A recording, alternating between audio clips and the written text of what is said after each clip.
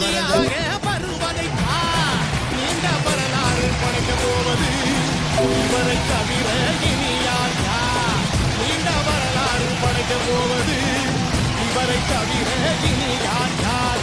12 பசுமை கழக நாயகன் வருவதை நீ பார், நீ பார், நீ பார்.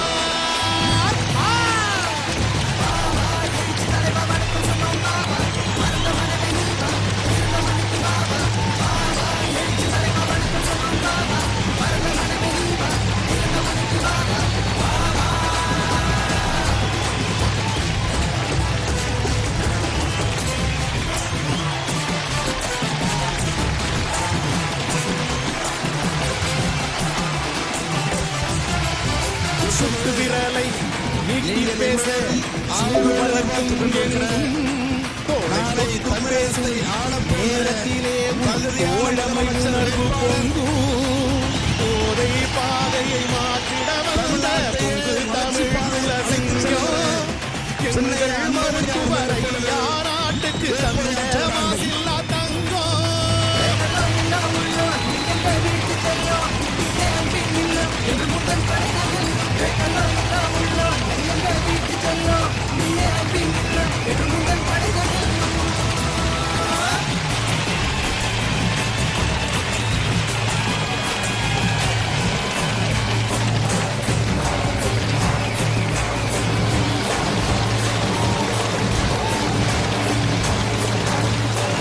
எட்டு திசை இளைஞர் படை தட்டி எழுப்பும் தோழன் நல்ல திட்டமிட்டு இந்த மண்ணையாள பிறந்து வந்த சோழன் ஐநா சபையே தலை வணங்கிய எங்கள் ஆற்றல் கொண்ட தலைவன் அகிலம் திரும்பி பார்க்க வைத்த அன்னை சரஸ்வதி செல்வன் கிராம சுகாதார திட்ட சாதனையின் உச்சகட்டம்.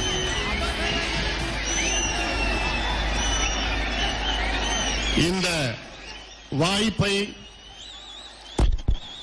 எனக்கு கொடுத்த ஐயாவிற்கும் உங்களுக்கும் என்னுடைய இதயம் கனிந்த நன்றியை நான் தெரிவித்துக் கொள்கின்றேன்.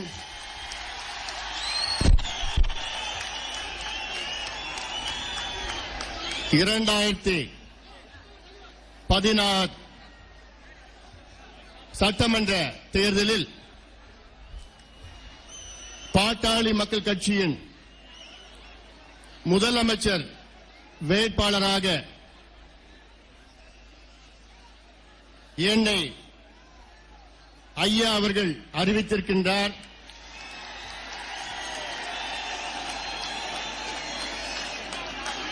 இந்த வாய்ப்பை மிகுந்த பணிவுடன் உங்களை வணங்கி நான் ஏற்றுக்கொள்கின்றேன்.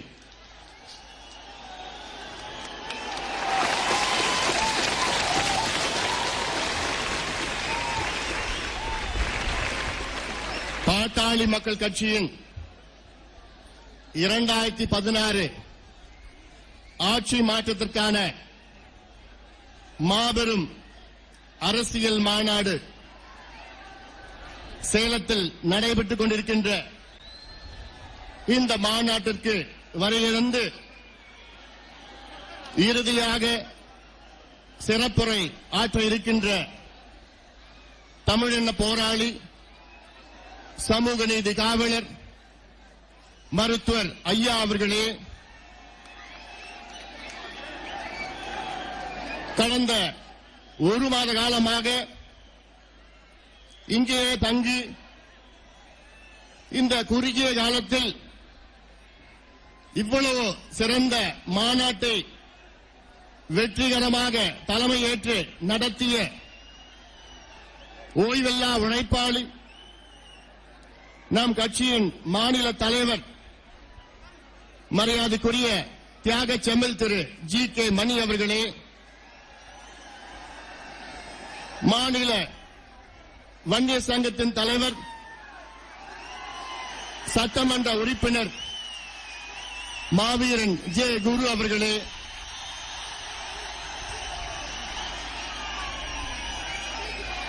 சேலம் மாவட்ட நம் கட்சியின் நிர்வாகிகள் இந்த மாநாட்டை மிக சிறந்த முறையிலே நடத்தி கொண்டிருக்கின்ற மாநில துணை பொதுச் செயலாளர்கள், மரியாதைக்குரிய முன்னாள் சட்டமன்ற உறுப்பினர் திரு தமிழரசு அவர்களே, என்னுடைய அருமை தம்பி அருள் அவர்களே, திரு சண்முகம் அவர்களே, மாநில துணைத் தலைவர் முன்னாள் சட்டமன்ற உறுப்பினர்கள் திரு கார்த்திக் அவர்களே, திரு கண்ணையன் அவர்களே, பி என் குணசேகரன் அவர்களே, சத்ரிய சேகர் அவர்களே, சாம்ராஜ் அவர்களே, அண்ணாதுரை அவர்களே, ராமகிருஷ்ணன், செல்வம், ரத்தினம், துரைராஜ், நாராயணன், புயல் பாபு, விஜயராசா, கலா, கேசி ஆறுமுகம், அன்புக்கரசு, பாலசுப்பிரமணியம், சின்னதுரை மற்றும் இங்கே எனக்கு முன்பு சிறப்புரை ஆற்றி இருக்கின்ற சமூக முன்னேற்ற சங்கத்தின் மாநில தலைவர் மரியாதைக்குரிய கோபால் அவர்களே, முன்னாள் மத்திய ரயில்வே துறை இணையமைச்சர்கள் அரங்கவேலு அவர்களே, ஆக்ஷன் கிங் A.K. மூர்த்தி அவர்களே, வடிவேல் ராவணன் அவர்களே, அக்பர் அலி சையத் அவர்களே, இணை பொதுச் செயலாளர் இசக்கி அண்ணாச்சி அவர்களே, அமைப்பு செயலாளர் செல்வகுமார் அவர்களே, சமூக நீதி பேரவையின் மாநில தலைவர் வழக்கறிஞர் பாலு அவர்களே, பசுமை தாயத்தின் மாநில செயலாளர் தம்பி அருள் அவர்களே, தருமபுரி முன்னாள் நாடாளுமன்ற உறுப்பினர் மருத்துவர் செந்தில் அவர்களே மற்றும் மேடையில் இருக்கின்ற அனைத்து நாம் கட்சியின் பொறுப்பாளர்களே, இங்கே சிறப்பு வாய்ந்த இந்த மாநாட்டிற்கு வருகை தந்திருக்கின்ற என் உயிரினும் மேலான அன்பு சொந்தக்காரர்களே,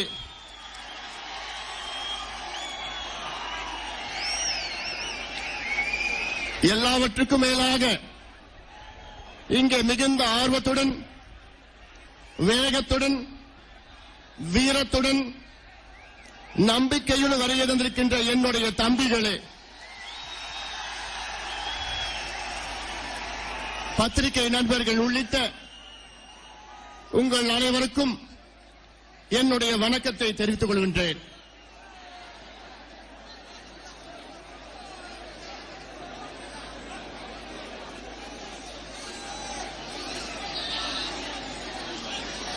கடந்த காலத்தில் ஐயா அவர்கள் எனக்கு பல பொறுப்புகளை கொடுத்திருக்கின்றார், பல வாய்ப்புகளை கொடுத்திருக்கின்றார். தொடக்கத்தில் பசுமை தாயகம் தலைவராக, பிறகு அமைப்பு செயலாளராக, பிறகு இளைஞர் சங்கம் தலைவராக, பிறகு மத்திய அமைச்சராக, பிறகு தருமபுரி நாடாளுமன்ற உறுப்பினராக,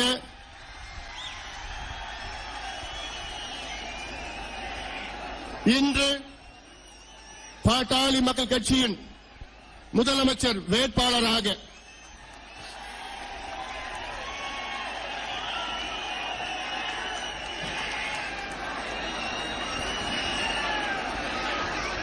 எனக்கு பதவி ஆசை கிடையாது.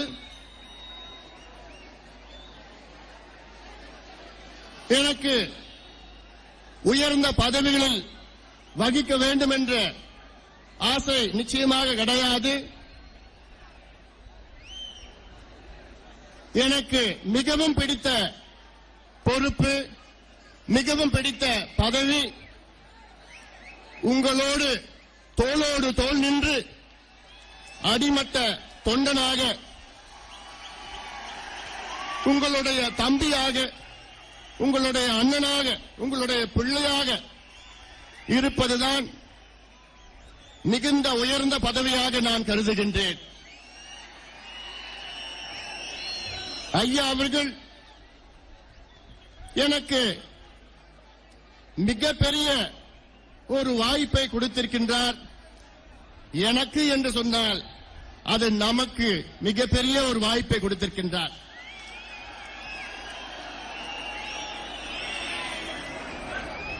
ஐயா அவர்களே, நீங்கள் கடந்த 40 ஆண்டு காலமாக தமிழ்நாட்டிற்கும் தமிழ் மக்களுக்கும் கடுமையாக உழைத்து பல தியாகங்கள் செய்து பல முறை சிறைக்கு சென்று நூற்றுக்கணக்கான போராட்டங்கள் நடத்தி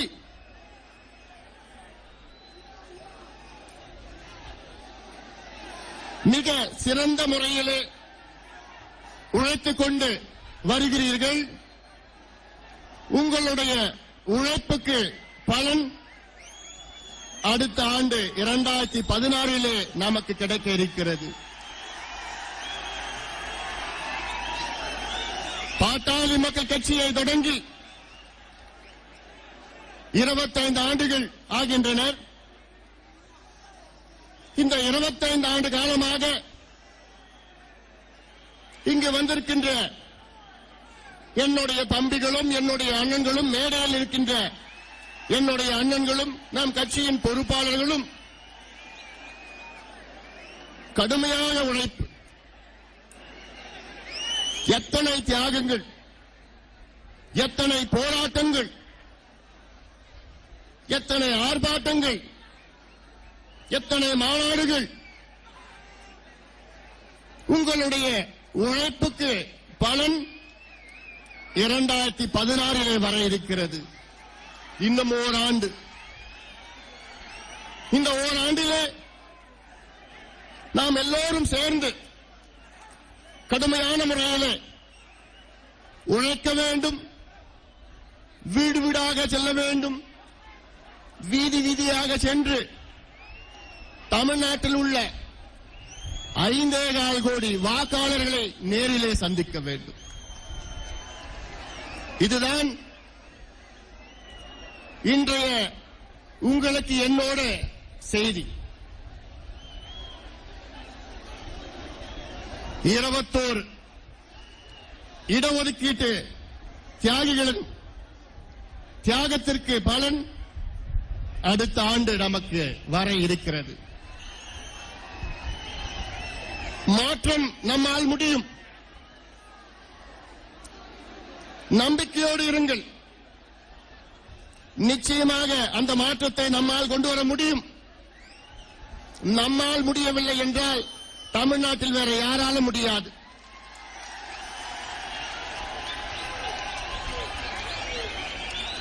பாட்டாளி மக்கள் கட்சியின் முக்கியமான இலக்கு ஏதோ ஆட்சிக்கு வருவது கிடையாது. ஆட்சிக்கு வருவது அது ஒரு இலக்கு. பாட்டாளி மக்கள் கட்சியின் முக்கிய இலக்கு தமிழ்நாடை முன்னேற்றுவது, தமிழ் மக்களை முன்னேற்றுவது, குடிசை இல்லாத தமிழகத்தை உருவாக்குவது, அனைவருக்கும் கல்வியை கொடுப்பது, அனைத்து மக்களும் ஆரோக்கியமாக சுகாதாரத்துடன் வாழ்வது, நம்முடைய மொழியை காப்பது, இதுதான் பாட்டாளி மக்கள் கட்சியினுடைய இலக்கு. ஆனால் இந்த இலக்கை அடைய வேண்டும் என்றால் அதற்கு ஆட்சி அதிகாரம் நமக்கு வேண்டும். அதற்காகத்தான் ஐயாவும் நீங்களும் இன்று இந்த மிக முக்கிய முடிவை எடுத்திருக்கிறீர்கள். உங்களுக்கு தெரியும், டெல்லியிலே சமீப தேர்தலிலே ஆம் ஆத்மி கட்சி வெற்றி பெற்றது. கட்சி தொடங்கிய ஓராண்டு காலத்திலே ஆட்சியை பிடித்திருக்கிறது. அரவிந்த் கெஜ்ரிவால் அவர்கள் முதலமைச்சராக பொறுப்பெடுத்திருக்கின்றார். அன்று நான் ஒரு செய்தியை வெளியிட்டேன். நான் வெளியிட்ட செய்தி, இன்று டெல்லியிலே கெஜ்ரிவால் சுனாமி, அடுத்த ஆண்டு தமிழகத்தில் பாட்டாளி மக்கள் கட்சி சுனாமி என்று சொன்னேன்.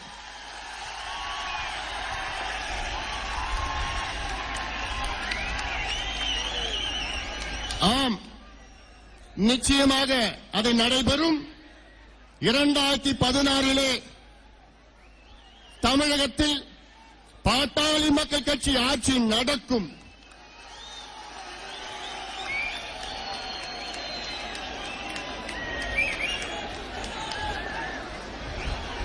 ஆனால் டெல்லியிலே அரவிந்த் கெஜ்ரிவால் அவர்கள் எப்படி வெற்றி பெற்றார் என்றால், கடந்த ஓராண்டு காலம் வீடு வீடாக சென்று அத்துணை வாக்காளர்களையும் சந்தித்தார். அதே போன்று இங்கு வந்திருக்கின்ற அத்துணை தொண்டர்களும் அத்துணை பொறுப்பாளர்களும் அடுத்த ஓராண்டு காலத்தில் நீங்கள் தமிழ்நாட்டில் உள்ள அத்துணை வாக்காளர்களையும் சந்திக்க வேண்டும். வீடு வீடாக சென்று, வீதி வீதியாக சென்று நீங்கள் சந்திக்க வேண்டும் என்று உங்களை பணிவோடு பாசத்தோடு நான் கேட்டுக்கொள்கின்றேன்.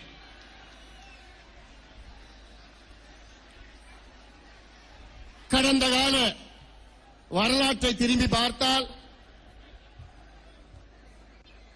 உங்களுக்கு புரியும்.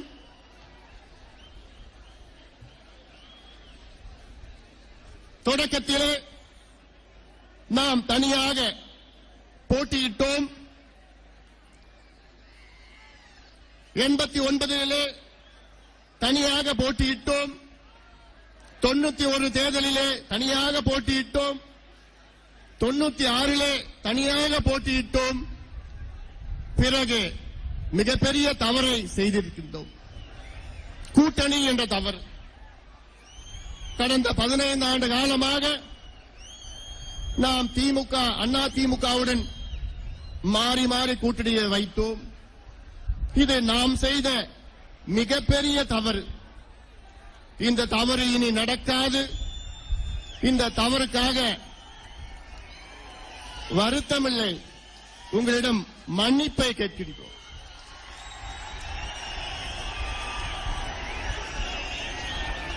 காரணம், இன்று தமிழ்நாட்டிலே மக்கள் திமுக வேண்டாம், அண்ணா திமுக வேண்டாம். 50 ஆண்டு காலம் இந்த இரு கட்சிகள் தமிழகத்தை நாசப்படுத்தினார்கள். இவர்களுக்கு மாற்றாக புதிய சக்தி வர வேண்டும் என்று மக்கள் மனதிலே ஒரு ஆழமான கருத்து. அந்த புதிய சக்தி தான் பாட்டாளி மக்கள் கட்சி.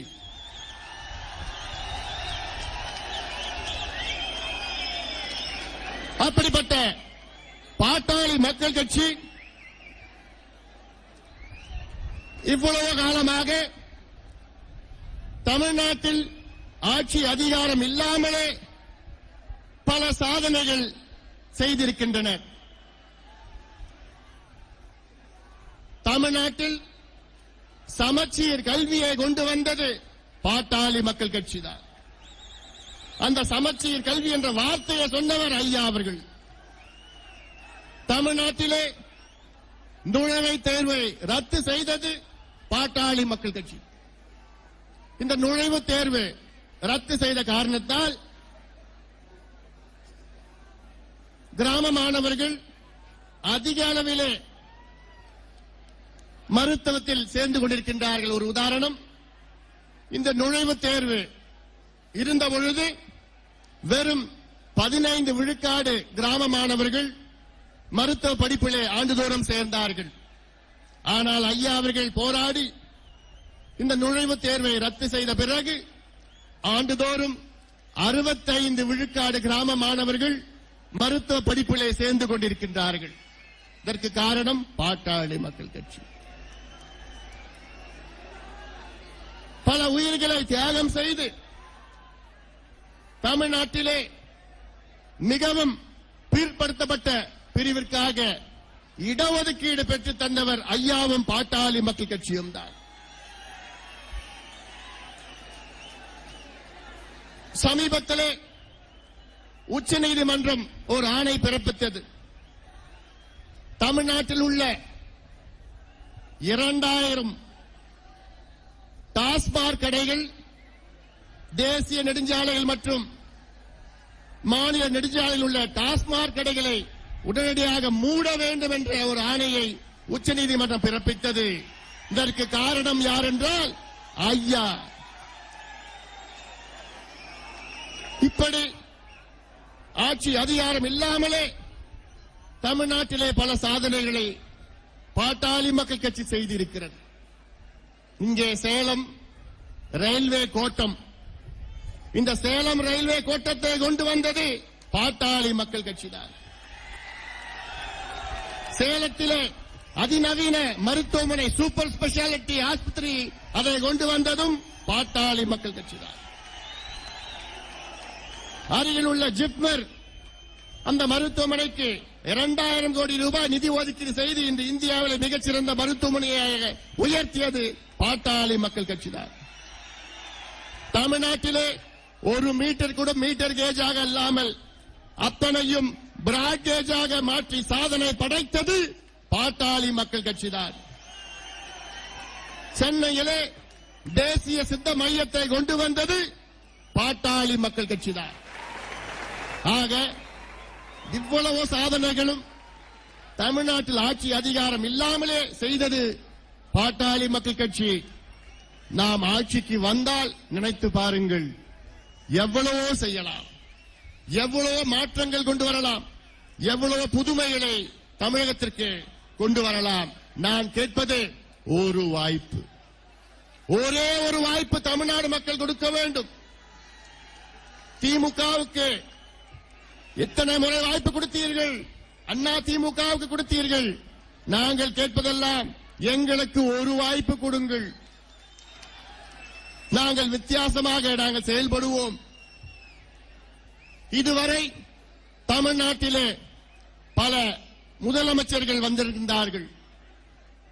படிக்காத மேதை காமராஜ் முதல்வராக மக்கள் தேர்வு செய்தார்கள். பிறகு ஒரு அறிஞரை தேர்வு செய்தார்கள். பிறகு ஒரு கலைஞரை தேர்வு செய்தார்கள். பிறகு ஒரு நடிகனை தேர்வு செய்தார்கள். பிறகு ஒரு நடிகையை தேர்வு செய்தார்கள். ஆனால் முதல் முறையாக ஒரு மருத்துவரை தேர்வு செய்யுங்கள் என்று உங்களை அன்போடு கேட்கின்றேன்.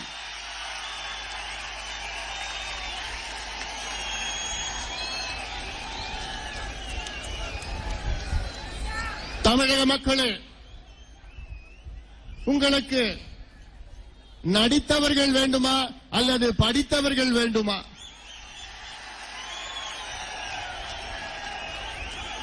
உங்களுக்கு ஆக்டர் வேண்டுமா அல்லது டாக்டர் வேண்டுமா? உங்களுக்கு மாற்றம் வேண்டுமா அல்லது தொடர் ஏமாற்றம் வேண்டுமா? நீங்கள் முடிவு செய்யுங்கள். நாங்கள் கேட்பதெல்லாம் ஒரே ஒரு வாய்ப்பு. கலைஞருக்கு 5 முறை வாய்ப்பு கொடுத்தீர்கள். ஜெயலலிதாவுக்கு 3 முறை வாய்ப்பு கொடுத்தீர்கள். அந்த வாய்ப்பினால் தமிழ்நாட்டுக்கு எந்த பலனும் கிடையாது. ஆக நாங்கள் வந்தால் வித்தியாசமாக திட்டங்கள் கொண்டு வருவோம், புதுமையை கொண்டு வருவோம். எனக்கு ஏதோ முதலமைச்சர் பதவி வேணும், முதலமைச்சராக வேண்டும் என்று நான் ஏங்கவில்லை. ஏனென்றால் அந்த முதலமைச்சர் பதவி என்னை பொறுத்தவரை இது ஒரு சாதாரண பதவி. ஒரு முதலமைச்சர் பதவி ஒரு சாதாரண பதவி, அவ்வளவுதான். ஆனால் தமிழ்நாட்டில் மட்டும்தான் ஏதோ முதலமைச்சர் என்றால் இது தெய்வத்திற்கு சமம் என்று ஒரு அந்தஸ்தை கொடுக்கின்றார்கள். முதலமைச்சர் என்றால் யார்? முதலமைச்சர் என்றால் ஒரு பப்ளிக் சர்வெண்ட், அவ்வளவுதான். ஒரு சாதாரண பதவி, ஒரு பப்ளிக் சர்வெண்ட். சர்வெண்ட்னா யாரு? ஒரு பணியாளன், ஒரு தொண்டன். அதுதான் முதலமைச்சர். இப்ப கவர்மெண்ட் சர்வெண்ட் இருக்காங்க, அரசு ஊழியன், அரசாங்கத்தினுடைய ஊழியன் கவர்மெண்ட் சர்வெண்ட். அதே போன்று முதலமைச்சர் ஒரு பப்ளிக் சர்வெண்ட், அவ்வளவுதான். ஆனா இங்க தமிழ்நாட்டில் தான் தலையில தூக்கிட்டு ஆடிட்டு இருக்கான் முதலமைச்சர்னா. இது ஒரு சாதாரண பதவி, அவ்வளவுதான். ஆனால் இது ஒரு முக்கியமான பதவி. தமிழ்நாட்டில் உள்ள அனைத்து நிர்வாகத்திற்கும் தலைமை தாங்குகிறவர் தான் முதலமைச்சர். ஆனால் இன்றைய முதலமைச்சர் ஓ பன்னீர்செல்வம், நினைத்து பாருங்கள், அவர் நல்லவர், வடிவேல் சொல்வது போன்று ரொம்ப நல்லவர்.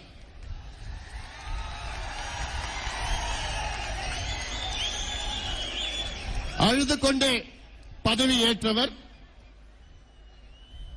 ஏன்னா இந்த காலத்தில் நல்லவர் யார சொல்றோம்? நம்ம கண்ணை மூடிக்கொண்டு, வாயை மூடிக்கொண்டு, காதை பொத்திக்கொண்டு, மூளையிலே அமைதியாக அமர்பவர் தான் நல்லவர் நம்ம சொல்றோம்.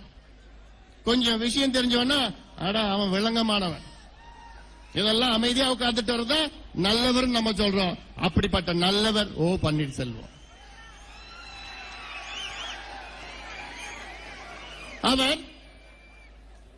அவர் முதலமைச்சர் என்று அவராகவே இதுவரை ஏற்றுக்கொள்ளவில்லை. அவருடைய வீட்டுக்கு வெளியிலே முதலமைச்சர் பலகை கூட கிடையாது.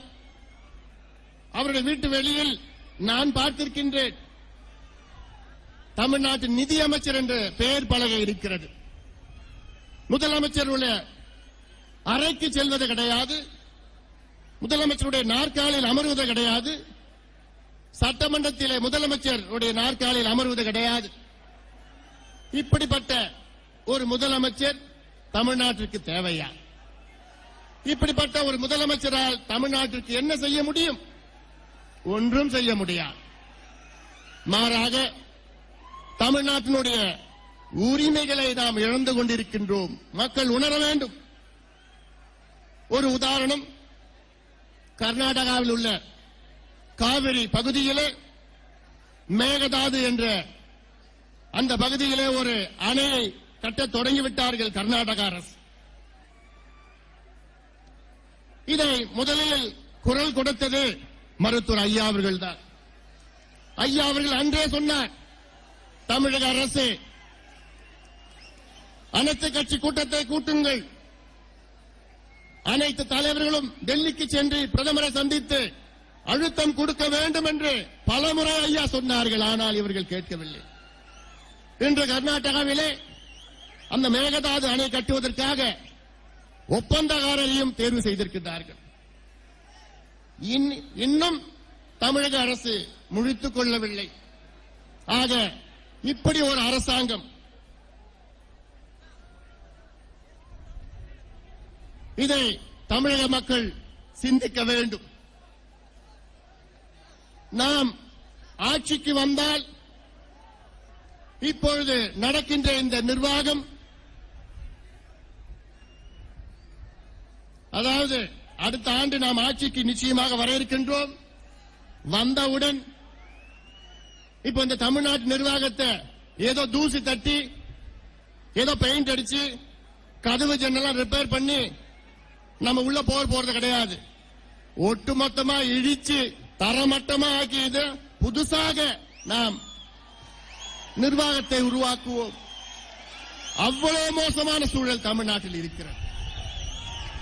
நாம் ஆட்சிக்கு வந்து நாம் போடுகின்ற முதல் கையெழுத்து, தமிழ்நாட்டிலே பூரண மதுவிலக்கு, ஒரு சொட்டு சாராயம் கூட தமிழ்நாட்டில் இருக்காது.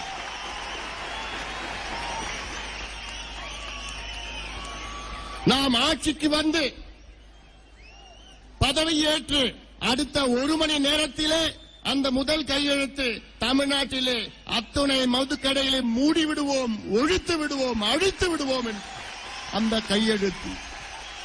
இந்த கையெழுத்திற்காக கோடிக்கணக்கான தாய்மார்கள் காத்துக் கொண்டிருக்கின்றார்கள், ஏங்கிக் கொண்டிருக்கின்றார்கள். இது தமிழகத்தின் தலையெழுத்தை மாற்றுகின்ற அந்த கையெழுத்து பூரண மதுவிலக்கு. அடுத்து ஆட்சிக்கு வந்து ஒரு மாத காலத்திலே ஒரு புதிய சட்டத்தை கொண்டு வர இருக்கின்றோம். ரைட் டு சர்வீசஸ் ஆக்ட், சேவை பெறும் உரிமை சட்டம். சேவை பெறும் உரிமை சட்டம், ரைட் டு சர்வீசஸ் ஆக்ட். அப்படின்னா என்ன நீங்க கேட்பீங்க? நம்ம ஆட்சியில உங்களுக்கு ஏதாவது ஒரு உரிமம் வேண்டும், ஏதாவது ஒரு பத்திரம் வேண்டும். நீங்கள் மாநகராட்சியிலே அல்லது நகராட்சியிலே அல்லது ஊராட்சியிலே உங்களுக்கு ரேஷன் கார்டு வேண்டும், அல்லது உங்களுடைய பர்த் சர்டிபிகேட் வேணும், ஏதாவது உங்களுக்கு வேணும்னா நீங்க அப்ளிகேஷன் மனுவை கொடுக்க வேண்டும். அந்த மனுவை பெற்று அரசு ஊழியர் அந்த அதிகாரி உங்களுக்கு 7 நாட்களிலே உங்களுக்கு அனுமதி கொடுக்க வேண்டும் அல்லது பதில் கொள்ள வேண்டும். 7 நாட்களிலே உங்களுடைய மனுக்கு அனுமதி அல்லது ஒரு பதில் சொல்ல வேண்டும். இல்லை என்றால் அந்த அதிகாரி மீது நாங்கள் நடவடிக்கை எடுப்போம். இதுதான் ரைட் டு சர்வீசஸ் ஆக்ட். இது இந்தியாவில் எங்கும் கிடையாது, நாம் கொண்டு வர இருக்கின்றோம். இதனால நீங்க எங்கேயுமே ஒரு பைசா லஞ்சமோ ஊழல் எங்க நடக்காது. ஒரு பைசா யார்கிட்ட கொடுக்க தேவையில்லை.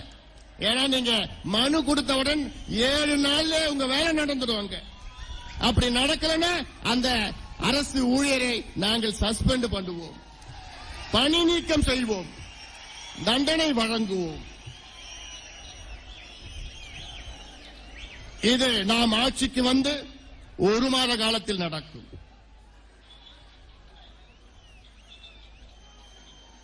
இதனால் தமிழ்நாட்டில் உள்ள அனைத்து மக்களும் பயன்பெறுவார்கள்.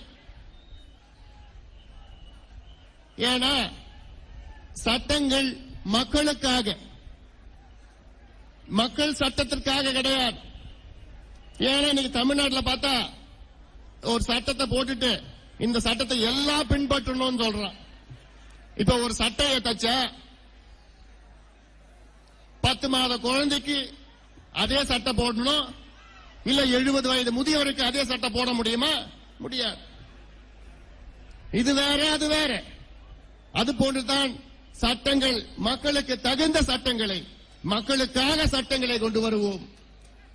அப்படி மக்களுக்கு பயன்பெறவில்லை என்றால் அந்த சட்டத்தை தூக்கி எறிவோம்.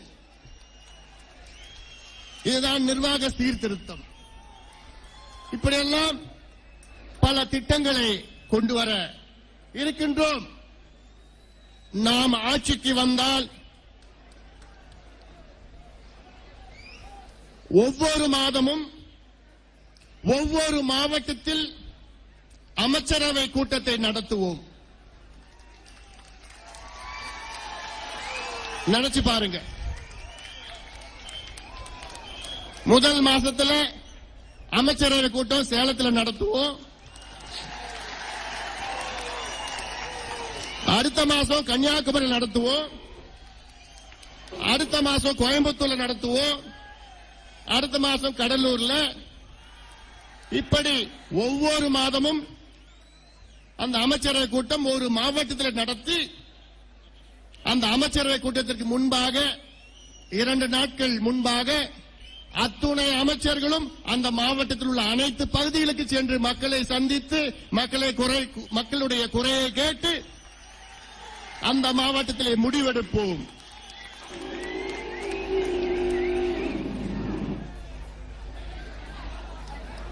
இன்னைக்கு எத்தனை முதலமைச்சர்கள் மக்களை சந்திக்கின்றார்கள்? ஒரு உதாரணம், சேலத்திற்கு கடைசியாக வந்த முதலமைச்சர் எப்பொழுது வந்திருக்கின்றார்? சட்டமன்ற தேர்தலிலே வந்தவர் ஜெயலலிதா அவர்கள். பிறகு நாடாளுமன்ற தேர்தலில் வந்தார்கள். பிறகு ஏற்காடு இடைத்தேர்தலில் வந்தார்கள். அடுத்து வருவது அடுத்த சட்டமன்ற தேர்தல். இடையிலே உங்களை சந்திக்க யாராவது வந்தார்களா? இல்லை. ஆனால் நாம் அப்படி இருக்க போவது கிடையாது. நாம் உங்களை சந்திப்போம். நீங்கள் எங்களிடம் வர வேண்டாம். நான் உங்களை சந்திக்க வருவேன். அதுதான் வித்தியாசம். நமக்கும் அவர்களுக்கும் வித்தியாசம்.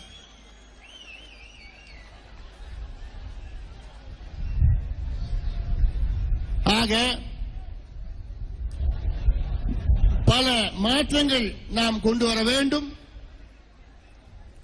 தமிழ்நாட்டில் இருக்கின்ற முதல் பிரச்சனை, முக்கியமான பிரச்சனை ஊழல். எங்கும் ஊழல், எதிலும் ஊழல். எந்த துறை எடுத்தாலும் அதுல ஊழல். அதுல வித்தியாசமாக தமிழ்நாட்டில் இப்ப ஊழல் நடக்குது. என்ன ஊழல்னா எம்ஆர்பி ஊழல். எம்ஆர்பி என்றால் மேக்சிமம் ரீட்டைல் பிரைஸ், அதிகபட்ச சில்லறை விலை. இப்ப நீங்க ஒரு கடைக்கு போறீங்க, அந்த கடையில பேஸ்ட் வாங்கினீங்கன்னா அது எம்ஆர்பி 10 ரூபாய். ஒரு சோப்பு வாங்கினீங்கன்னா அதுல எம்ஆர்பி 8 ரூபாய். ஒரு சீப்பு வாங்கினீங்கன்னா எம்ஆர்பி 4 ரூபாய். அதுக்கு மேல விலைய வைக்க கூடாது. Maximum retail price. அது போன்றுதான் தமிழ்நாட்டில் ஒரு டாக்டர் வேலைன்னா எம்ஆர்பி 10 லட்சம் ரூபாய். ஒரு டிரைவர் வேலைன்னா எம்ஆர்பி 5 லட்சம் ரூபாய். ஒரு கண்டக்டர் வேலைன்னா எம்ஆர்பி 3 லட்சம் ரூபாய். ஒரு ஆசிரியர் வேலைன்னா எம்ஆர்பி 6 லட்சம் ரூபாய். ஒரு ஆசிரியர் டிரான்ஸ்பர்னா எம்ஆர்பி 3 லட்சம் ரூபாய். எல்லாத்துக்கும் விலை நிர்ணயம் பண்ணிட்டாங்க. எல்லாத்துக்கும் வேலை தமிழ்நாட்டில். ஆனா இவங்க ரொம்ப நேர்மையானவங்க. எம்ஆர்பிக்கு மேல அதிகமா பணம் வாங்க மாட்டாங்க.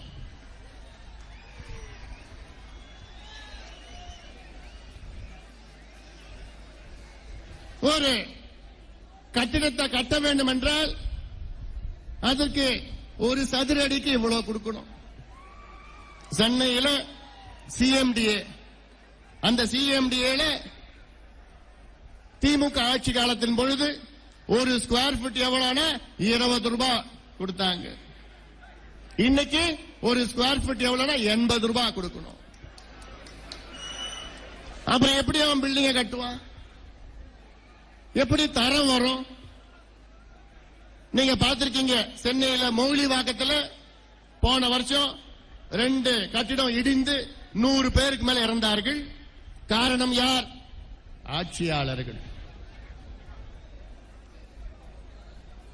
எல்லாத்திலையும் ஊழல். பால்ல ஊழல். நினைச்சு பாருங்க, ஆவின் பாலில் ஊழல். இந்த ஊழல் 10 ஆண்டு காலமாக நடந்து கொண்டிருக்கிறது. என்ன ஊழல் நடக்குது? ஒரு லாரியில 12,000 லிட்டர் ஆவின் பால் எடுத்துட்டு போறாங்க. அதுல 2,000 லிட்டர் பாலை எடுத்துக்கிட்டு திருட்டிக்கிட்டு மீதி அதற்கு இணையாக 2,000 லிட்டர் கிணத்து தண்ணியை ஊத்துறாங்க. இப்படி ஒரு நாளைக்கு 110 லாரி லோடு போகுது ஆவினுக்கு. அப்ப ஒரு நாளைக்கு நினைச்சு பாருங்க, 2 லட்சம் லிட்டர் பாலை திருடி அதற்கு பதிலாக 2 லட்சம் லிட்டர் கிணத்து தண்ணியை அந்த பால்ல கலக்குறாங்கன்னா இவங்கெல்லாம் மனுஷன்களா? இவனுங்கெல்லாம் மனசாட்சி இல்லாத பேய்ங்க. அந்த பால் குடிக்கிற குழந்தை நிலைமைய பாருங்க.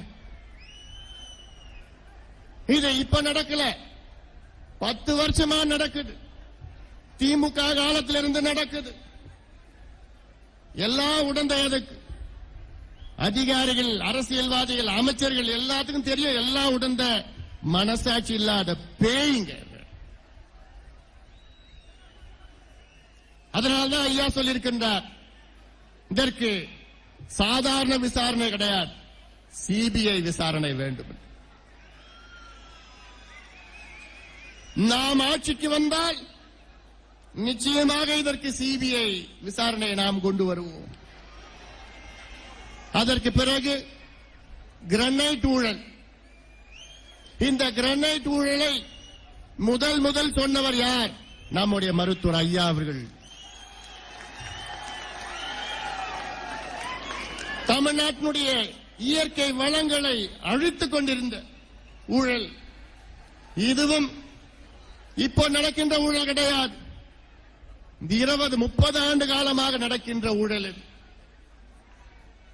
இப்பொழுதுதான் நீதிமன்றம் மூலமாக சகாயம் குழு அங்கே விசாரணை செய்து கொண்டிருக்கிறது. இதற்கு காரணம் ஐயா அவர்கள், பாட்டாளி மக்கள் கட்சி. அதற்கு பிறகு தாது மணல் ஊழல். இந்த தாது மணல் திருநெல்வேலி, திருச்செந்தூர், கன்னியாகுமரி கடலோரத்தில் இருக்கின்ற அந்த தாது மணல்,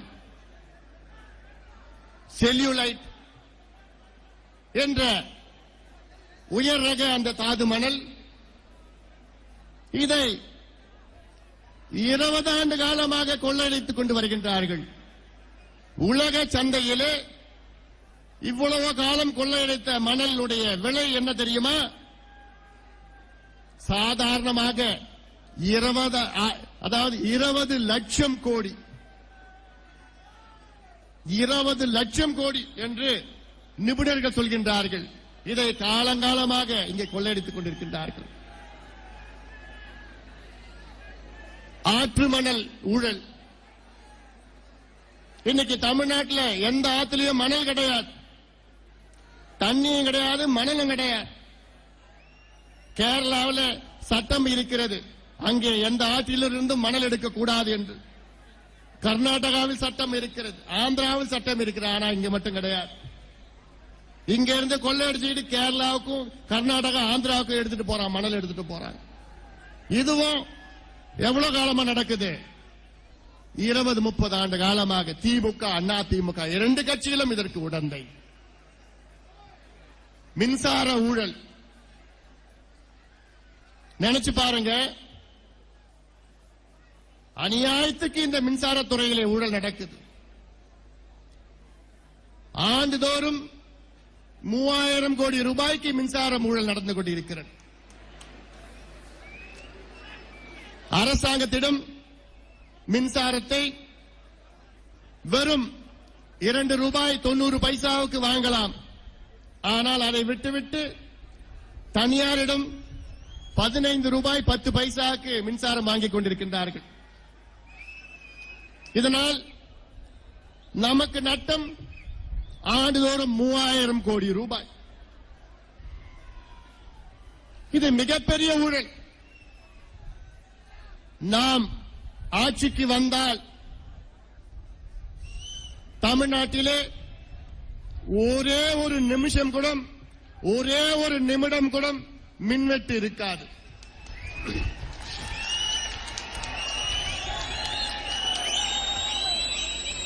அதற்கு நம்மிடம் பல திட்டங்கள் இருக்கிறது. தமிழ்நாட்டுடைய மின் தேவைகள் ஆண்டுதோறும், அதாவது ஒரு காலகட்டத்தில் இன்றைய மின் தேவைகள் 14,500 மெகாவாட். ஆனால் தமிழ்நாட்டினுடைய மின் உற்பத்தி 8,500 மெகாவாட்.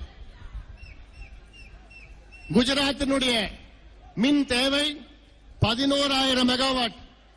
ஆனால் குஜராத் மாநிலத்துடைய மின் உற்பத்தி 22,000 மெகாவாட். மீதி இருக்கின்ற 11,000 மெகாவாட்டை அண்டை மாநிலத்திற்கு விட்டுக் கொண்டிருக்கின்றார்கள். இந்த நிலைமை தமிழகத்திற்கு வர வேண்டும்.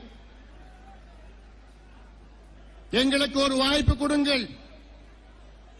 அடுத்த ஆண்டு நாம் ஆட்சிக்கு வந்து 2021 5 ஆண்டு காலத்திற்கு பிறகு அன்று தமிழ்நாட்டினுடைய மொத்தம் மின் உற்பத்தி 30,000 மெகாவாட்டாக நான் உயர்த்தி காட்டுகின்றேன். தேவை ஒரு வாய்ப்பு. பல திட்டங்கள் எங்களிடம் இருக்கிறது. சூரிய ஒளிசக்தி மூலமாக ஆண்டுதோறும் 2000 மெகாவாட் எங்களால் உற்பத்தி செய்ய முடியும். ஆனால் இந்த அரசாங்கம் நிச்சயமாக அது செய்யாது. காரணம், அவர்களுக்கு தனியாரிடம் மின்சாரம் வாங்க வேண்டும் என்ற நிர்பந்தம். அப்பொழுதுதான் அவர்கள் கொள்ளையடிக்கலாம். ஆக இதெல்லாம் நீங்கள் புரிந்து கொள்ள வேண்டும். அடுத்து தமிழ்நாட்டினுடைய மிக முக்கிய பிரச்சனை வேலை வாய்ப்பு பிரச்சனை. தமிழ்நாட்டிலே வேலை வாய்ப்பு மையத்திலே 94 லட்சம் இளைஞர்கள் பதிவு செய்திருக்கின்றார்கள், படித்த இளைஞர்கள். அந்த 94 லட்சம் இளைஞர்களில் அதிமுக அரசு 2011 இருந்து 2014 வரை இந்த 3 ஆண்டு காலத்திலே 28 லட்சம் பேர் பதிவு செய்திருக்கின்றார்கள். ஆனால் இந்த 3 ஆண்டு காலத்திலே அந்த 28 லட்சம் பேரிலே வெறும் 64,000 பேருக்கு மட்டும்தான் வேலையை கொடுத்திருக்கின்றார்கள் இந்த அரசாங்கம். நீங்கள் நினைத்து பார்க்க வேண்டும். இன்னைக்கு படித்த இளைஞர்கள் எவ்வளவு பேர் இருக்கிறாங்க. நீங்க பார்த்தா பி என்ஜினியர் படிச்ச மாணவன் இளைஞர்கள் எல்லாம் கரும்பு வெட்டிட்டு இருக்கான். தருமபுரியில அன்னைக்கு போனேன், ஒரு 4 பசங்க கரும்பு வெட்டிட்டு இருந்தாங்க. அவங்க கிட்ட கேட்டேன், என்னடா பண்றீங்க, என்ன படிச்சிருக்கேன்னு கேட்டா, ஐயா நாங்க பிஇ படிச்சிருக்கிறோம், என்ஜினியரா இருக்கிறோம், எங்களுக்கு வேற வேலை கிடையில, எங்கேயும் வேலை இல்ல, அதனால நாங்க கரும்பு வெட்டுறோம். இன்னொரு நிகழ்ச்சிக்கு நான் போனேன். அந்த நிகழ்ச்சியில 6 பேர் பிஇ படித்த என்ஜினியர் 6 பேர் சமையல் வேலை செஞ்சிட்டு இருக்காங்க. இது நான் பார்த்தேன். பிஇ படிச்சுட்டு டாஸ்மாக் கடையில சாராயத்தை ஊத்திட்டு இருக்காங்க. ஆக இதுதான் தமிழ்நாட்டினுடைய தலையெழுத்து. இந்த ஆட்சியாளர்கள் எந்த மாற்றத்தை கொண்டு வர போவது கிடையாது. இவர்கள் நம்புவதெல்லாம் பணம். தேர்தல் வந்தா பணத்தை கொடுத்துடலாம், சாராயத்தை கொடுக்கலாம், பிரியாணியை கொடுத்துட்டா மக்கள் வாக்களித்து விடுவார்கள் என்ற அந்த தைரியத்தில் தான் இருக்கின்றார்கள். ஆனால் நாம் அப்படி கிடையாது. நமக்கு ஒரு வாய்ப்பு கொடுங்கள், எங்களுக்கு ஒரு வாய்ப்பு கொடுங்கள். 2021 5 ஆண்டு காலத்திற்கு பிறகு தமிழ்நாட்டிலே வேலை இல்லாத ஒரு இளைஞர்களும் இருக்க மாட்டான். அத்தனை பேருக்கும் வேலை வாய்ப்பை நாங்கள் உருவாக்குவோம். அது எங்களால் முடியும். காரணம், அந்த அளவுக்கு தொழில் முதலீடு தமிழ்நாட்டில் நடக்கும். இன்னைக்கு தமிழ்நாட்டில் யாராவது தொழில் தொடங்க வரங்கிறார்களா? யார்? எல்லாம் ஓடி போயிட்டு இருக்காங்க. எங்க போறாங்க? ஆந்திராவுக்கு போறாங்க, குஜராத்துக்கு போறாங்க, கர்நாடகாவுக்கு போறாங்க. ஏன்னா இங்க மின்சாரம் கிடையாது, ஊழல் நடக்குது, எந்த வேலையும் நடக்கல. ஆனால் நாம் ஆட்சிக்கு வந்தால் நிச்சயமாக இந்தியா மட்டுமல்ல, உலக அளவில் இருக்கின்ற தொழிலதிபர்கள் எல்லாம் தமிழ்நாட்டில் வந்து முதலீடு செய்வார்கள். அந்த அளவுக்கு நாங்கள் சட்டத்தை மாற்றுவோம். சிங்கிள் விண்டோ கிளியரன்ஸ் சிஸ்டத்தை கொண்டு வருவோம்.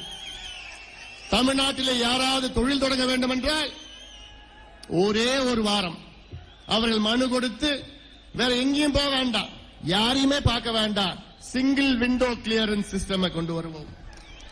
7 நாட்களுக்கு அவங்களுக்கு அனுமதி கிடைக்கும். ஆனால் அதற்கு ஒரே ஒரு நிபந்தனை, ஒரே ஒரு கண்டிஷன். என்னன்னு, தமிழ்நாட்டில் உள்ள படித்த இளைஞர்களுக்கு வேலை வாய்ப்பு முன்னுரிமை தர வேண்டும் என்று. ஏன்னா இன்னைக்கு பீகார், ஒரிசா உத்தரப்பிரதேஷ், ஜார்க்கண்ட்ல இருந்து அங்க இருந்து இங்க வந்து வேலை செஞ்சிட்டு இருக்காங்க. நம்ம பிள்ளைங்க படிச்ச பிள்ளைங்களுக்கு வேலை கிடையாது. ஆக நம்ம ஆட்சியில வேலை வாய்ப்பு முன்னுரிமை தமிழ்நாட்டில் உள்ள படித்த இளைஞர்களுக்கு நிச்சயமாக வரும். தமிழ்நாட்டிலே கடந்த ஆண்டிலுடைய நிதிநிலை அறிக்கை, தமிழ்நாட்டினுடைய பட்ஜெட், வரவு செலவு பட்ஜெட்டை பார்த்தீங்கன்னா மொத்தம் பட்ஜெட் எவ்வளவுனா 1,27,000 கோடி ரூபாய். அந்த 1,27,000 கோடி ரூபாயில ஊதியத்திற்கும் ஓய்வூதியத்திற்கும், அதாவது சேலரி பென்ஷன் மொத்தம் 51,000 கோடி ரூபாய், கிட்டத்தட்ட 40 விழுக்காடு. அடுத்து இலவசங்களுக்கும் மானியத்திற்கும் 49,000 கோடி ரூபாய், கிட்டத்தட்ட அதுவும் பார்த்தா 40 விழுக்காடு. அடுத்து தமிழ்நாட்டினுடைய மொத்தம் கடன் 1,78,000 கோடி ரூபாய். அதற்கு வட்டி மட்டும் 17,000 கோடி ஆண்டுதோறும் நம்ம கட்டணும். ஆக 1,27,000 கோடியில இவ்வளவு பணம், கிட்டத்தட்ட 90 விழுக்காடு ஊதியம், ஓய்வூதியம், இலவசம், மானியம், பிறகு வட்டி, இதுக்கு போயிடுச்சுன்னா உங்களுடைய திட்டத்திற்கு எங்கே பணம் இருக்கிறது?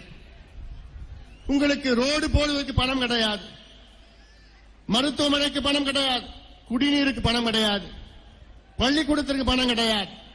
ஆக இதை பற்றியெல்லாம் இவர்களுக்கு எதுவும் தெரியாது. ஏதோ கடன் வாங்கி எப்படியோ நடத்திடணும். ஆக தமிழ்நாட்டினுடைய நிதி நிலைமை மிக மிக மோசமான சூழலில் இருக்கிறது. நம் நாட்டிற்கு சுதந்திரமாகி இந்த கடந்த 65 ஆண்டு கால, அதாவது 2011 அதிமுக ஆட்சிக்கு வந்தது. அப்பொழுது தமிழ்நாட்டினுடைய மொத்தம் கடன் எவ்வளவு தெரியுமா? 1,04,000 கோடி ரூபாய். மொத்தம் அந்த 65 ஆண்டுகள், 2011 ஆண்டில், கடந்த 65 ஆண்டுகளில் மொத்தம் கடன் தமிழ்நாட்டில் 1,04,000 கோடி. ஆனா அதிமுக ஆட்சிக்கு வந்து இன்னைக்கு எவ்வளவு மொத்தம் கடன்னா 1,78,000 கோடி. இவங்க கடன் கடந்த ஒரு 3 ஆண்டுகளில், 4 ஆண்டுகளிலே 78,000 கோடி ரூபாய் கடன் வாங்கியிருக்காங்க அதிமுக அரசு.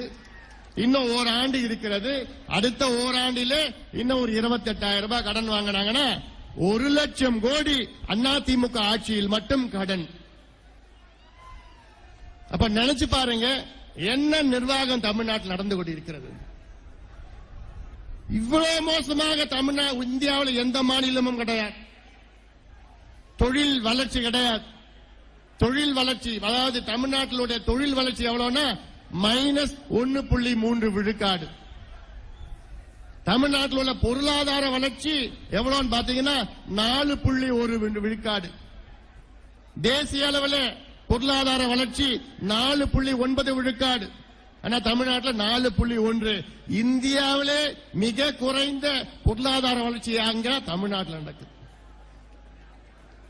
வேளாண் வளர்ச்சி எவ்வளவுன்னு பாத்தீங்கன்னா அதுல -12.1 விழுக்காடு. மைனஸ்ல போகுது விழுக்காடு எல்லாம். ஆக எதுவுமே நடக்கல, நிர்வாகமும் நடக்கல, எங்க பார்த்தாலும் ஊழல். அதற்காகத்தான் மக்கள் மாற்றம் வர வேண்டும் என்று முடிவு செய்து விட்டார்கள். ஆட்சி மாற்றம் வர வேண்டும் என்று முடிவு செய்து விட்டார்கள். அந்த வாய்ப்பை நமக்கு கொடுக்க இருக்கின்றார்கள் தமிழ்நாடு முழுவதும் இருக்கின்ற மக்கள். நாம் ஆட்சிக்கு வந்தால் அனைவருக்கும் கல்வியை இலவசமாக நாங்கள் கொடுப்போம். நினைச்சு பாருங்க, தமிழ்நாட்டில் நம்ம ஆட்சியில பள்ளிக்கூடத்திலேயோ கல்லூரியிலோ யாரும் ஒரே ஒரு பைசா நன்கொடையோ கட்டணமோ கட்ட தேவை கிடையாது. கல்வி தமிழ்நாட்டில் இலவசம்.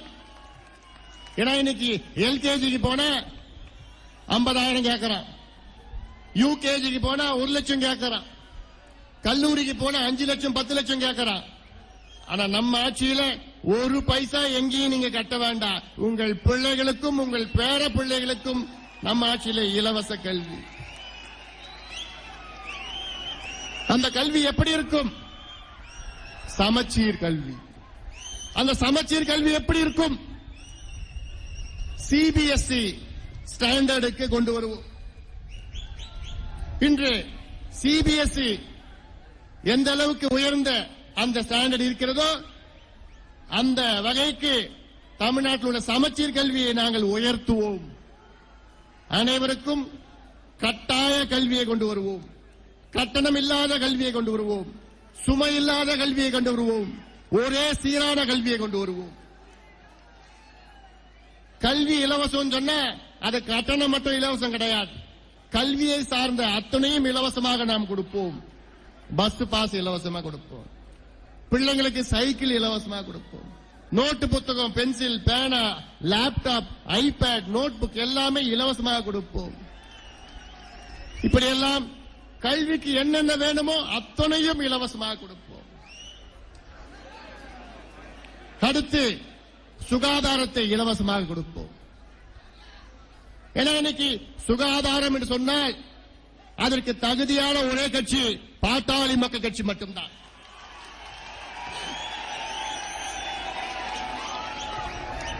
ஏன்னா இன்னைக்கு தமிழ்நாட்டில் மட்டுமல்ல இந்தியாவிற்கே பல திட்டங்களை கொண்டு வந்தது பாட்டாளி மக்கள் கட்சி. 108 ஆம்புலன்ஸ் இன்று இந்தியாவிலே கோடிக்கணக்கான உயிர்களை காப்பாற்றிய அந்த திட்டத்தை கொண்டு வந்தது பாட்டாளி மக்கள் கட்சிதான்.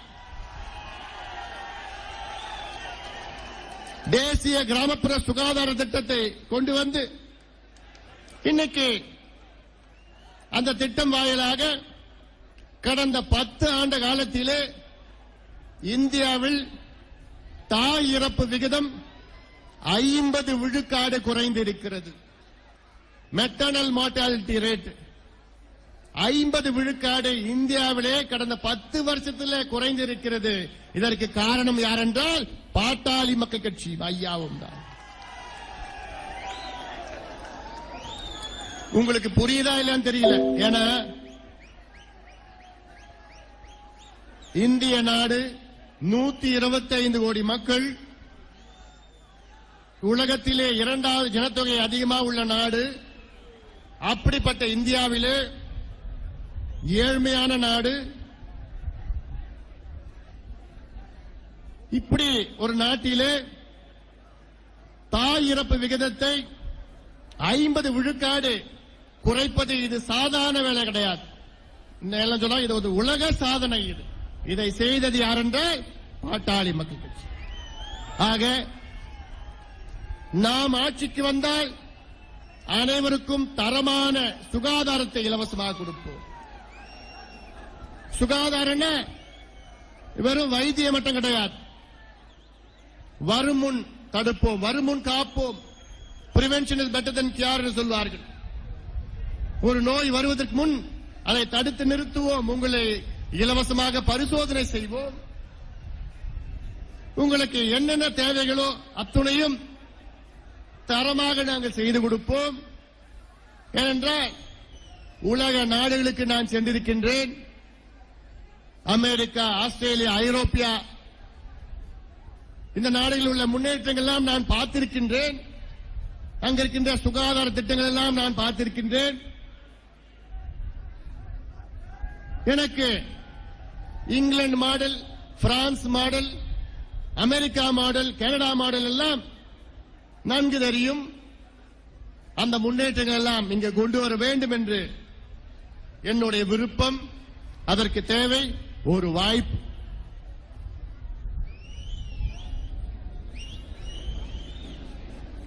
நாம் ஆட்சிக்கு வந்தால் பிறந்த குழந்தை, அந்த குழந்தை 1 வயது ஆகும் வரை ஒரு நாளைக்கு 1 லிட்டர் பாலை இலவசமாக நாங்கள் கொடுப்போம்.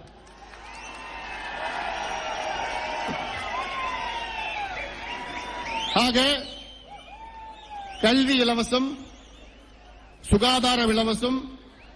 அடுத்து வேளாண்மை. இன்று விவசாயி என்று சொன்னாலே அவன் கடனாளி தான். பல நூற்றுக்கணக்கான விவசாயிகள் தற்கொலை செய்து கொண்டிருக்கிறார். ஏன்னா கடன். அவன் உழைப்புக்கு ஊதியம் கிடையாது. அவன் உழைப்புக்கு அந்த விலை நிர்ணயம் கிடையாது. எத்தனையோ முதலமைச்சர் வந்தார்கள், கலைஞரும் ஜெயலலிதா எம்ஜிஆரும். ஆனால் விவசாயிகளுக்கு எந்த நன்மையும் செய்யவில்லை.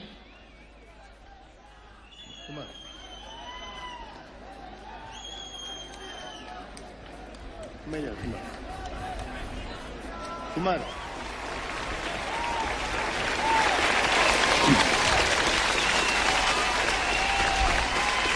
ஆனால் நாம் ஆட்சிக்கு வந்து விவசாயிகளுக்கு நல்ல திட்டங்களை கொண்டு வருகின்றோம். நாம் கொண்டு வர முதல் செய்தி, கரும்பு ஒரு டன்னுக்கு 4000 ரூபாய் நம்ம கொடுப்போம். அதே போன்று பருத்திக்கு நல்ல விலை கொடுப்போம், கிழங்குக்கு நல்ல விலை கொடுப்போம். விவசாயிகளுடைய உழைப்புக்கேற்ப விலை நிர்ணயத்தை நாங்கள் செய்வோம். ஏனென்றால் ஐயா அடிப்படையிலே ஒரு விவசாயி. ஐயாவுக்கு நன்றாக தெரியும் விவசாயிகள் படுகின்ற கஷ்டங்கள். ஆக அந்த மாற்றத்தையும் நாம் கொண்டு வருவோம்.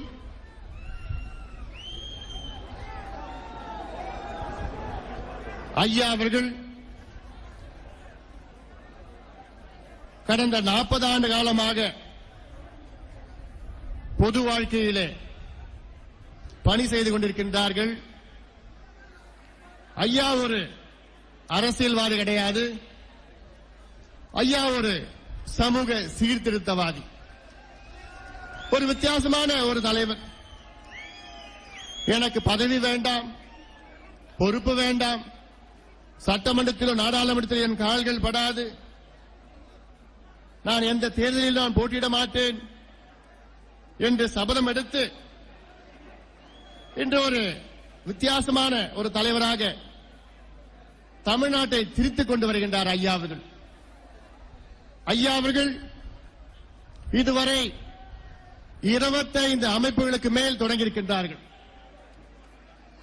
பாட்டாளி மக்கள் கட்சி, சமூக முன்னேற்ற சங்கம், பசுமை தாயகம், பொங்கு தமிழ் அறக்கட்டளை, சமூக நீதி பேரவை, மக்கள் தொலைக்காட்சி போன்ற 25 அமைப்புகளை ஐயா அவர்கள் தொடங்கியிருக்கின்றார்கள். ஒவ்வொரு அமைப்பும் தமிழ்நாட்டிற்கு, மக்களுக்காக, நம் மொழிக்காக, நம் இனத்திற்காக, சுற்றுச்சூழலுக்காக தொடங்கியிருக்கிறார். அப்படி ஒரு வித்தியாசமான தலைவர் ஐயா அவர்கள். இப்ப பசுமை தாயத்தை எடுத்துக் கொள்ளுங்கள். பசுமை தாயகம் என்ற அமைப்பு ஐயாவால் தொடங்கப்பட்ட ஒரு அமைப்பு. இன்று தமிழ்நாட்டிலே 25 லட்சம் மரக்கன்றுகளை நடத்த ஒரே அமைப்பு பசுமை தாயகம். தமிழ்நாட்டிலே 1000 ஏரிகளை தூர்வாரிய அமைப்பு பசுமை தாயகம். அந்த 1000 ஏரிகளில் ஐயா அவர்கள் தலைமையில் மட்டும் 700 ஏரிகளை தூர்வாரிக்கின்றார். 50 தடுப்பணைகளை கட்டியிருக்கின்றோம். இன்று பசுமை தாயகம் ஐநா சபையின் அங்கீகாரத்தை பெற்று ஜெனீவாவில் உள்ள மனித உரிமை கழகத்தில் ஒரு உறுப்பினராக செயல்பட்டுக் கொண்டிருக்கிறது. நினைச்சு பாருங்க, இன்னைக்கு தமிழ்நாட்டில் இருந்து ஒரே ஒரு அமைப்பு மட்டும்தான் ஐநா சபையில் உள்ள மனித உரிமை ஆணையத்திலே ஒரு உறுப்பினர். அதுதான் பசுமை தாயகம். இப்படியெல்லாம் ஐயா தொடங்கிய இயக்கங்கள், அமைப்புகள், பாட்டாளி மக்கள் கட்சி, சமூக முன்னேற்ற சங்கம், சமூக நீதி பேரவை பற்றி நான் சொல்லியிருக்கின்றேன். எத்தனை வழக்குகள் நீதிமன்றத்திலே வாதாடிக் கொண்டிருக்கின்றார்கள் தமிழ்நாட்டிற்காக. மக்கள் தொலைக்காட்சி. ஆக இங்க இருக்கின்ற என்னுடைய தம்பிகளும் அண்ணன்களும் அடுத்த ஓராண்டு காலம் நீங்கள் கடுமையான முறையிலே உழைக்க வேண்டும், நம்பிக்கையுடன் நீங்கள் உழைக்க வேண்டும். ஏனென்றால் தமிழ்நாட்டில் ஆட்சி மாற்றம் வர இருக்கிறது. மக்கள் மனநிலை அப்படி இருக்கிறது. நாம் ஆட்சிக்கு வந்தால் பல வித்தியாசங்களை நாம் கொண்டு வருவோம். அதுவும் காவல்துறையிலே வித்தியாசத்தை கொண்டு வருவோம். நாம் ஆட்சிக்கு வந்து சுதந்திரமாக ஒரு காவல்துறை ஆணையத்தை கொண்டு வருவோம். இண்டிபெண்டன்ட் போலீஸ் அத்தாரிட்டியை நாங்கள் கொண்டு வருவோம். இதில் அரசியல் தலையீடு எதுவும் இருக்காது. அவர்கள் வேலையை அவர்கள் செய்வார்கள், நேர்மையான முறையிலே செய்வார்கள். ஒவ்வொரு காவல் நிலையத்திலே நம்முடைய ஆட்சியிலே ஒரு சிசிடிவி கேமரா இருக்கும். தமிழ்நாட்டில் உள்ள அத்துணை காவல் நிலையங்களிலும் CCTV, close circuit TV, television இருக்கும். அதனால் எந்த காவல் நிலையத்திலும் தப்பு நடக்காது. இது நாம் கொண்டு வருவோம். ஆக நாம் எல்லோரும் சேர்ந்து தமிழகத்தை மாற்றுவோம். அதிலும் குறிப்பாக நான் அதிகமாக நம்புவது தமிழகத்தின் இளைஞர்களை நம்பியிருக்கின்றேன். தமிழகத்துடைய இளைஞர்களை நான் நம்பிக்கொண்டிருக்கின்றேன். அனைத்து இளைஞர்களும் வாருங்கள், நாம் எல்லோரும் சேர்ந்து தமிழகத்தை மாற்றுவோம். திமுக, அண்ணா திமுகவை தவிர மற்ற கட்சிகள் எல்லாம் வர வேண்டும். அனைத்து கட்சிகளும் வாருங்கள், எங்களுடன் வாருங்கள். நாம் எல்லோரும் சேர்ந்து மாற்றத்தை உருவாக்குவோம். இந்த இரண்டு கட்சிகளும் வேண்டாம், மற்ற கட்சிகள் எல்லாம் வாருங்கள் என்று உங்களை அன்போடு நான் கேட்கின்றேன். கலைஞர் மீது எனக்கு மிகுந்த மரியாதை. மூத்தவர், முன்னாள் முதல்வர். ஆனால் தமிழ்நாட்டுக்கு அவர் எதுவும் செய்யவில்லை. 5 முறை முதலமைச்சராக இருந்தும் எந்த பயனும் கிடையாது. ஜெயலலிதா பத்தி தெரியும் உங்களுக்கு, எந்த பிரயோஜனமும் கிடையாது தமிழ்நாட்டிற்கு. ஆனால் கலைஞர் அவர்கள் இன்று அறிக்கைகள், அன்றாடம் கலைஞர் அறிக்கை வந்து கொண்டிருக்கிறது. அந்த அறிக்கைகளை நீங்கள் படிக்க வேண்டும். கலைஞருடைய அறிக்கைகளை நீங்கள் படிக்க வேண்டும். காரணம், அந்த அறிக்கைகளை நீங்கள் படித்தவுடன் உங்கள் மனதிலே ஒரு சிந்தனை வர வேண்டும். இதை ஏன் இவர் முதலமைச்சராக இருந்தபோது செய்யவில்லை என்று. கலைஞர் அறிக்கையை நீங்க படித்தவுடன் உங்கள் மனதிலே இது இவர் இன்னைக்கு சொல்றாரு, இவர் முதலமைச்சராக இருந்தபோது ஏன் இதை செய்யல, அன்னைக்கு முடியாம இன்னைக்கு ஏன் சொல்றாருன்னு அந்த சிந்தனை உங்கள் மனதிலே வர வேண்டும். திமுக தொடங்கி கிட்டத்தட்ட 65 ஆண்டுகள் ஆகின்றன. 49 தொடங்கிய திமுக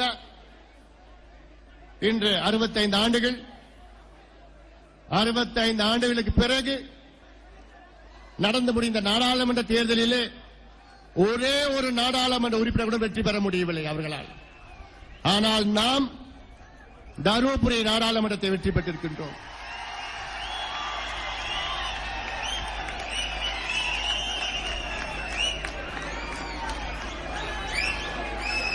ஆனால் ஒரு சில ஊடகங்களில் இருந்து சொல்வார்கள், அண்ணா திமுக 37 வெற்றி பெற்றது என்று சொல்வார்கள்.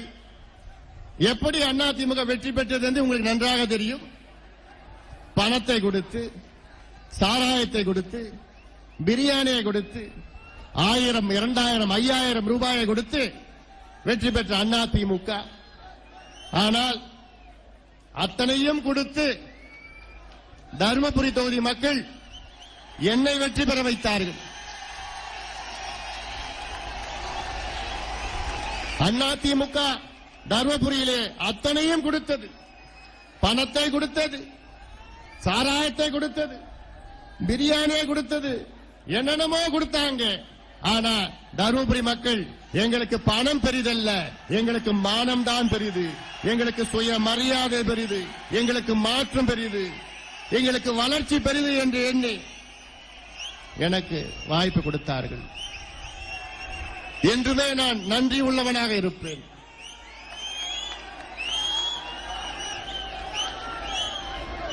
தர்மபுரி மக்கள் எடுத்த முடிவு ஏன் தமிழ்நாடு எடுக்கக்கூடாது? நிச்சயமாக எடுப்பார்கள். அதற்கு காலம் வந்துவிட்டது.